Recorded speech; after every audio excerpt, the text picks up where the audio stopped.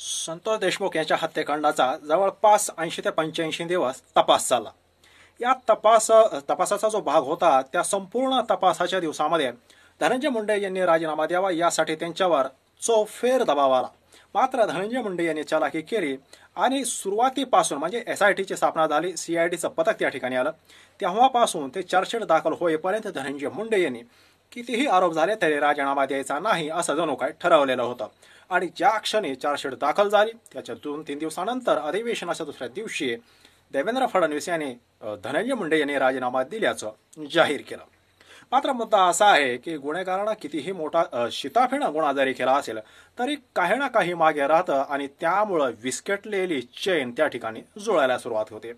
मात्र एक असा जवळपास पुरावा आपल्याला म्हणता येईल की त्यामुळं आतापर्यंत धनंजय मुंडे यांचा डायरेक्ट या संपूर्ण खंडणी आणि त्यानंतर झालेल्या संतोष देशमुख यांच्या हत्याकांडाशी डायरेक्ट संबंध अजून तरी आलेला नाही।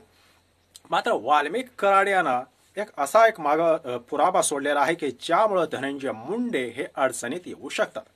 बघा, आपल्याला माहिती आहे ज्या क्षणी हिवाळी अधिवेशनामध्ये देवेंद्र फडणवीस यांनी वाल्मिक कराड याचं नाव घेऊन खंडणीच्या मॅटरमध्ये त्यांचा डायरेक्ट इन्व्हॉल्वमेंट असल्याचं जाहीर केलं आणि हे इंटरकनेक्टेड मॅटर असल्यामुळं तपासानंतर कराड यांचा जर या खुनाशी संबंध असेल तर त्यांची चौकशी केली जाईल आणि त्यांच्यावर गुन्हे दाखल होतील असं जाहीर केलं।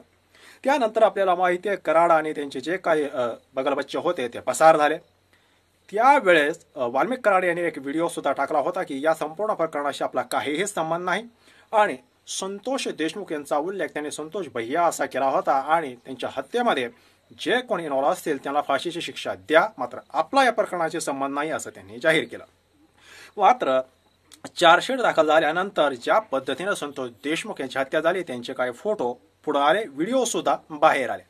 मात्र एक गोष्ट या ठिकाणी प्रकाशाने आपल्याला अंडरलाईन करावी लागेल ती म्हणजे वाल्मिक कराड यांचे 3 आयफोन, या तिन्ही आयफोन मधला डेटा वाल्मिक कराड यांनी डिलीट केल्याचं समोर आलं। अर्थात टेक्नॉलॉजीचा वापर करून तपास यंत्रणाने तो संपूर्ण डेटा हा रिकव्हर केला।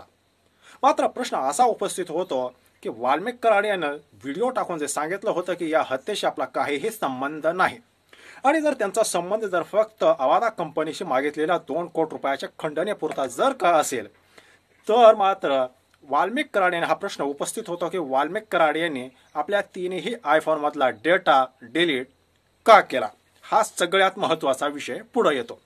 मात्र संशयाची सुई जो निर्माण करणारा एक मुद्दा येतो तो म्हणजे सुरेश धस वारंवार हा मुद्दा पुढे आणताय तो म्हणजे खंडणीची बैठक ज्या ठिकाणी झाली ती बैठकीचं स्थान। कारण 2 दिवसापूर्वीच अंजलीताई दमानिया यांनी अवादा कंपनीचे जे लोक होते वाल्मिक कराड यांच्यामध्ये जे काय बोलणं झालं, त्यांचे जे काय फोन कॉल झाले आणि त्यांचं टावर लोकेशन वगैरे जे काय आहे, खास करून खंडणी किती मागायची, कॉम्प्रोमाइज किती व्हायचं, हा सगळा विषय जो आहे झाला।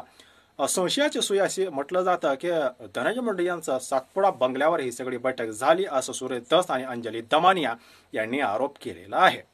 आता मुद्दा असा येतो की हा मॅटर जो आहे संतोष देशमुख आणि खंडणी हा काही वेगवेगळा विषय राहिलेला नाहीये।